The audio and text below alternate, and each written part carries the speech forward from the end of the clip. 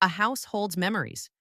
Its walls absorb the echoes of laughter, the weight of tears, and the profound silence left behind. But sometimes, a house holds more than just the past. It holds secrets. Secrets that aren't spoken, but felt. In the quiet space between two breaths, in a touch that lingers a second too long, in the heat that radiates from someone sitting too close on a sofa in the dark. Today's story is about a man named Thomas and his mother in law, Claire.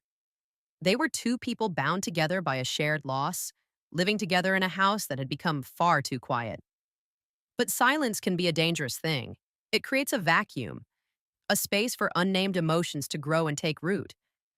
This is the story of how a house became a world and how a secret, born from whispers and averted glances, threatened to become everything. Sound of a quiet house at night, a floor fan humming, the clink of ice melting in a glass. Her voice is still a ghost in my ear. I can't believe this.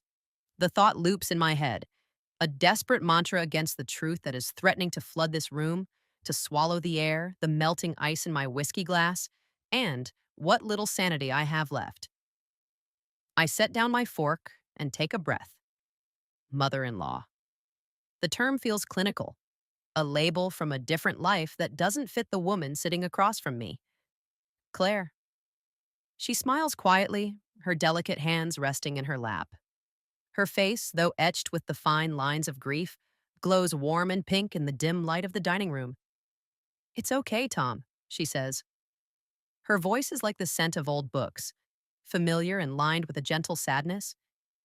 As she reaches for the water pitcher, her sleeve slides back, revealing a slender wrist. I watch her at the sink later, the overhead light glinting off the running water as she washes the dishes. Every time her long, graceful fingers brush against each other, my heart stutters, a painful, irregular rhythm in my chest. What are you smiling at? I ask, the words leaving my mouth before I can stop them. Claire turns, a playful ghost of a smile on her lips. Nothing. Just thinking you look so serious when you drink. She's pouring herself a small glass of white wine, her eyes locked on mine over the rim of the glass. Just a little, she says, raising it in a mock toast. Do you mind? The soft click of glass on the counter is the only sound. The cool liquid touches her lips, but the warmth in her gaze travels straight through me, settling deep in my chest. This house is so cozy, she says, her eyes drifting around the room we once shared with my wife, her daughter. Emily had such a wonderful touch. Emily. The name hangs in the air between us, a memory both sweet and agonizing. It's been a year since she passed, but the house is still full of her favorite books on the shelves, her half-finished painting in the study. Claire moved in 6 months ago, after the solitude of her own large house became an unbearable weight. It's just temporary, she'd said, her voice brittle, until I find something smaller. But 6 months have come and gone, and neither of us has mentioned it again. Sometimes, she continues, her voice dropping lower, being too cozy is a problem. It makes you never want to leave. She looks at me, an unreadable light in her eyes. Do you ever feel that way? Like a place can be so comfortable it becomes a kind of trap?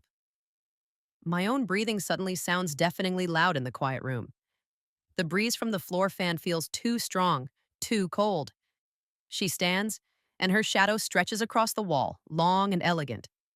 She arches her back in a subtle stretch, and her long hair, a rich chestnut threaded with silver, spills over her shoulder, the ends brushing the back of my hand as she walks past my armchair. Sorry, she whispers, the sound a soft caress. No. My fault, I reply, forcing a smile that feels brittle and tight on my face. She settles onto the sofa a few feet away. The sigh of the cushions sinking seems to fill the entire room, compressing the air between us. The distance is only a few feet, but it feels like a canyon charged with a dangerous, invisible electricity. In the quiet discipline of the night, I can hear the rhythm of her breathing, and my own, and they are falling into a sync that terrifies me. I have an early start tomorrow, she says, breaking the spell. Then don't worry about making me breakfast, I tell her. I can manage. I know, but I like to. Her voice is warm, like honey, if it makes you happy. The temperature of her voice touches me more than the words themselves. Her eyes, no longer playful, are watching me with a startling seriousness that feels like a question. I have no choice but to laugh it off, a hollow sound in the quiet room. When she gets up to dim the lights, leaving only the small lamp in the entryway, the room is plunged into a thick, intimate darkness. As she passes by my chair again, our sleeves brush. The whisper of fabric lasts only a second, but in that instant, I realize everything with a sickening clarity. My unspoken thoughts, the feelings I've been bearing for months, have reached a point of no return, and I am too much of a coward to go to bed. In the darkness of my room, my body is a finely tuned instrument of awareness, hypersensitive to her presence in the room next door. The thinness of the connecting door feels more cruel than a solid wall, a flimsy barrier against the palpable energy on the other side. The clock ticks. 2 a.m., 3 a.m. Sleep is a distant, foreign country. Finally, I can't take the suffocating stillness anymore. I slip out of bed and pad down the hallway. The faint, silvery light from the street lamp outside paints long stripes across the hardwood floor. I hear a soft rustling from the living room. Still up? I ask, my voice a rough whisper. Claire turns from where she's standing by the window, a silhouette against the moonlight. A tired smile touches her lips. Couldn't sleep. You? Same here. She's holding a warm mug. I made some chamomile tea. Want some? As she hands it to me, the sweet floral scent mingles with her own personal fragrance, a subtle mix of soap and something uniquely her. Our fingertips touch for a fraction of a second. A jolt, sharp and clean, shoots up my arm. Careful, it's hot, she says, her voice soft. Right. We sit on the sofa, much closer this time. I can feel the heat radiating from her body. There's no clinking of ice now, only our breaths, mingling in the charged silence. I hate sleepless nights, she says. Talking to someone helps, but then again, sometimes it just makes you more awake. She laughs, a soft sound that seems to melt into the deep shadows of the night. Our shoulders brush. The give of the sofa cushion pushes us closer together. The warmth of her body seeps into mine, a heat that is both comforting and profoundly dangerous. I could move away, I tell myself. I could create distance. But my body is frozen. No, I am frozen. Sorry, she whispers. Too close. No, it's fine. My voice comes out thin, barely a breath. Her own breath ghosts across my ear. I take a long sip of tea, pretending a thirst I don't feel, the hot liquid scalding my throat. Hey, she says, her voice a conspiratorial whisper now. Why are you so nervous? I don't know. You can't know. In that moment, her hand covers mine where it rests on the cushion. It's a light, fleeting touch, but it feels like an anchor holding me in place. I stare down at our hands, speechless. She doesn't look away. Her eyes are dark pools in the dim light, reflecting a question I'm too afraid to answer. You can't leave. But I could stop this.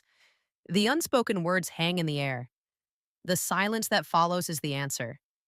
The fan oscillates, its quiet hum the only sound in our shared world. A strand of her hair, caught in the breeze, brushes against my cheek like a phantom touch. My heart is beating so hard it hurts, a frantic drum against my ribs. She stands and dims the final lamp, leaving us in near total darkness, illuminated only by the faint moonlight filtering through the window. I should really get some rest, she says, her voice trembling slightly. As she walks down the hall, she pauses, turns back, and says my name in a small, questioning voice. Tom? The sound lingers in the darkness, a warm hand squeezing my chest. The sleepless night is far from over. I don't know when I finally drifted off, but when I wake, the weak morning light is struggling to get through the blinds. I feel more exhausted than when I went to bed. At the end of the hall, a soft light is on. Claire is on the sofa, a small book open in her lap. You're still up, I ask, my voice rough with sleep. I like this quiet time, she says, smiling. She closes the book with a soft snap. More tea? I sit beside her. As she hands me the mug, our fingers touch again. A deliberate, lingering contact this time. My heart gives another jolt. There it is again, she says softly, almost to herself. What is? Nothing. But her eyes say something else entirely. A lock of her hair falls from her shoulder and rests on my arm. It's not an accident. I know it's not. Being awake at this hour reminds me of when I was young, she says, her voice wistful. You're still young. You're good with words, she says. But it's the truth. In the soft morning light, she doesn't look like a woman nearing 70. She looks timeless. Her eyes hold mine, and I see a flicker of something, a heat I can't hide from. I'm drawn into her gaze, unable to look away. The sofa seems to pull us closer, the space between us shrinking until our arms are touching, our breaths mingling. If a woman wasn't interested, I begin, my voice low, she would move away, even just an inch. Maybe so, she says with a small, challenging smile, but she doesn't move. If anything, she seems to lean closer. In the quiet room, the only sound is the wind rustling the leaves outside the window. Her sigh is a soft sound next to my ear. You know why I can't sleep, don't you? She whispers. A shiver runs down my spine. I do. Her confession makes my heart ache with a strange, terrifying relief, but at the same time, a voice of reason screams in my head, get up. This is your wife's mother. This is Emily's mother.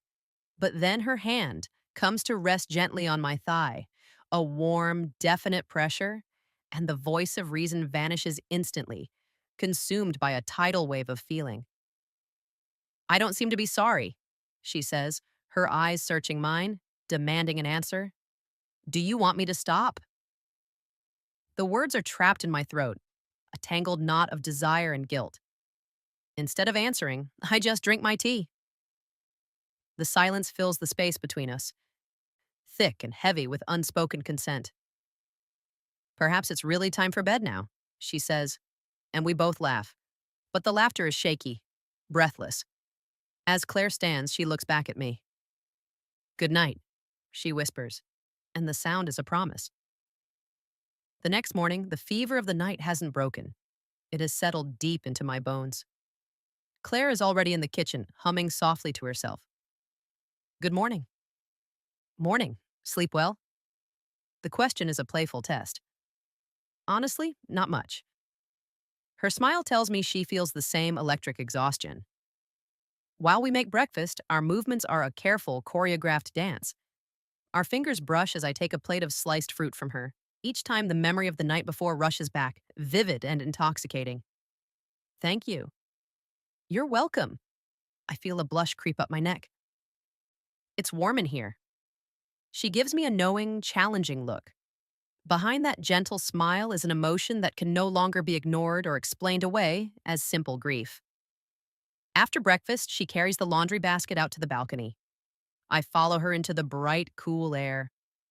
As I hand her a clothespin, our hands touch again. It's just a simple domestic moment, but it feels monumental. It sets my heart on fire. It's a beautiful day, she says, pushing a stray, damp strand of hair from her forehead. I can't help but stare at the pale, delicate skin of her arm, and I feel a pang of something so intense it takes my breath away. That afternoon, we decide to watch a movie. We sit side by side on the sofa, the light from the screen flickering across her face. My heart pounds with our proximity, a frantic, unsteady rhythm. As the film's score swells, her shoulder brushes against mine. I'm getting a little sleepy, she whispers, her voice a warm murmur. Do you mind if I lean for just a minute? Before I can answer, she rests her head on my shoulder. The warmth, the weight of her is dizzying. This is trouble. This is the point of no return. Just for a little bit, she says, her voice already soft with drowsiness. I lose track of the movie entirely. My entire universe has shrunk to this single point of contact, to the sound of her soft, even breathing against my chest. Finally, as the credits roll, she opens her eyes and slowly looks up at me. Our gazes lock. No words are spoken. None are needed. What I see in her eyes is a reflection of the heat in my own, a mirror of my own desperate, terrifying longing. And in that silence, our breaths merge into one. The world outside, the memories, the rules, they all fall away. If we go any further, a distant part of my brain warns, we can never go back. That premonition becomes reality. That evening, a sudden thunderstorm rolls in, the sky turning a bruised purple gray. The sound of rain lashing against the windows traps us in our own world, a world sealed off from everything else. Looks like a big one, I say, my voice hoarse, just to break the heavy, charged silence. Yes, she replies, her eyes never leaving mine. Good thing we're not out. The conversation is superficial, but in our hearts, another dialogue is unfolding, one without words. Even when I love the sound of the rain outside, she says, almost to herself, right now, I want to hear a sound that's closer. I take a breath, my lungs tight. A closer sound? She looks at me, her eyes searching for something, a permission I am helpless to deny. Like a heartbeat. Her hand comes to rest gently on my chest. I can feel my own frantic pulse beneath her palm, a wild bird trapped in a cage. It's so fast, she whispers. Claire, I manage to say, her name a prayer and a surrender. She shakes her head slowly. Don't say my name. Not now. Those words are the final key turning in the final lock. A flash of lightning illuminates the room, and in that stark, brilliant light, her shadow merges with mine on the wall. They become one. Someone could find out, I say, the last gasp of my conscience. I know. Her breath is on my lips, but I can't stop. Neither can I. We have reached the point of no return. The rain grows stronger, a furious, elemental roar, as if trying to conceal our secret from the judgment of the world. And the night begins again, in earnest this time. The next morning, the rain has stopped, but the world outside is washed clean, shimmering in the new light. It feels as if the storm has tried to wash away the residue of the night, but there's a heat inside my chest that nothing can extinguish. When I enter the kitchen, Claire is quietly making breakfast. Her movements calm and deliberate, as if nothing has changed. But everything has changed. Good morning? Morning.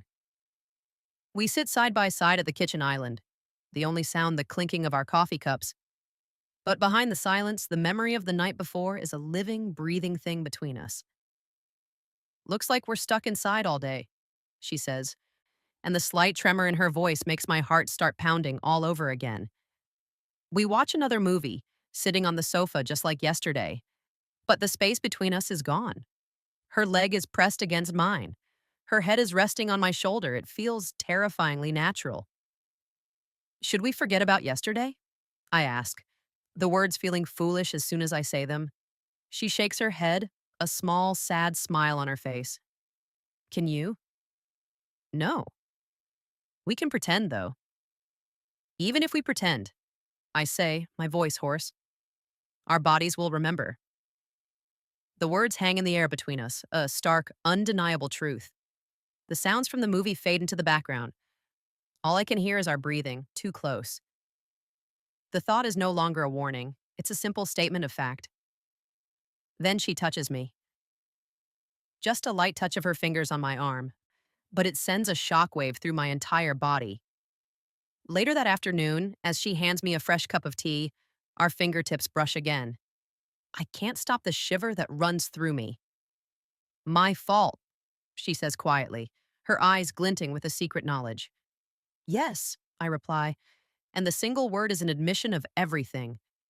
It's a short exchange, but the meaning is perfectly, terrifyingly clear.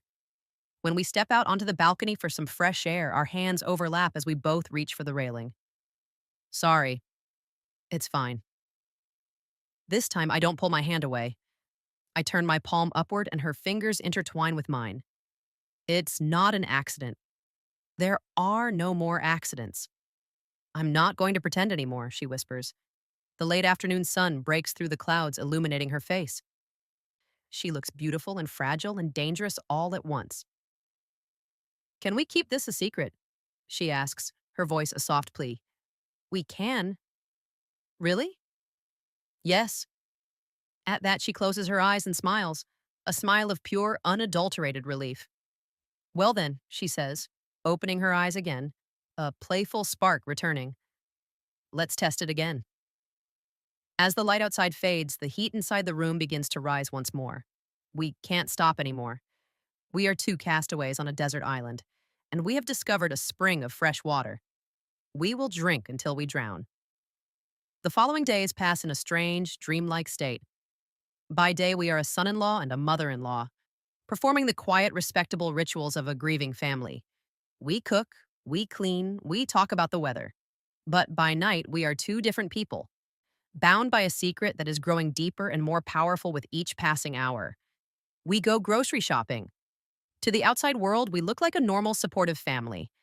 But the illusion is as fragile as glass. In the supermarket aisle, she reaches for a bottle on the top shelf. I reach over her shoulder and get it for her. My chest brushes against her back. Thank you, she says, her voice a little breathless. The proximity is intoxicating. Her scent fills my senses, and for a moment, I forget where we are. We cook dinner together in the small kitchen. Our shoulders brush, our hips touch as we move around each other. Each point of contact is a small explosion of awareness. This reminds me of the old days, I say, my voice low, when we'd all cook together in a friend's kitchen. But it's different now, she says, her eyes meeting mine over the steam rising from the stove. How is it different? I ask, though I already know the answer. That night, wine and unspoken words fill the space between us. I don't think I'll be sleeping tonight either, she says with a slow, deliberate smile. The meaning behind it is an open invitation, one I am powerless to refuse. As summer arrives, our secret feels heavier, more dangerous. The loud, incessant buzzing of the cicadas outside seems to mock the tense, charged silence inside the house. Every accidental touch in the daylight hours, every prolonged glance, is now freighted with the memory of the night before. One afternoon, the doorbell rings. My heart stops. A jolt of pure adrenaline shoots through me. Claire freezes, her hand halfway to a dusty picture frame.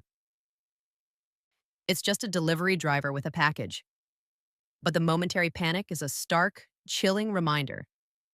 There is a world outside these walls, a world that would not understand, a world that would judge and condemn.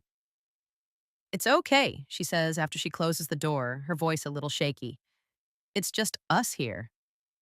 But I'm starting to worry. A few days later, while we're in the front yard, a neighbor stops to chat. You two seem so close, she says brightly, her words innocent but landing like blows.